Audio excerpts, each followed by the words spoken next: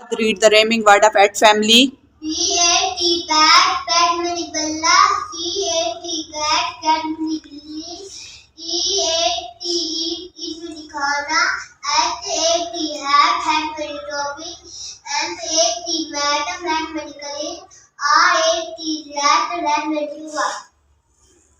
अस्सलाम वालेकुम respected parents. जहाँ पे मैं एक चीज़ गाइड करती चलूँ कि रेमिंग वर्ड एट फैमिली के थे। अब बच्चे को पता है कि एट है, एट से पहले हमने कोई ना कोई लेटर लगाना होगा, तो ये आपने बच्चे को अल्फ़ाबेटिकली ऑर्डर में कराना है। जैसे अब क्लास में अल्फ़ाबेटिकली ऑर्डर में लिखवाया गया है कि एट से पहले बी लगा देंगे तो बैट बन जाएगा, उससे पहले सी लगा देंगे तो कैट बन जाएगा, उसके बाद ई लगा देंगे तो ईट, और अगर एच लगा देंगे तो वहाँ पे हेड बन जाएगा, एम लगा देंगे तो मेट बन जाएगा, आर लगा देंगे तो रेड बन जाएगा।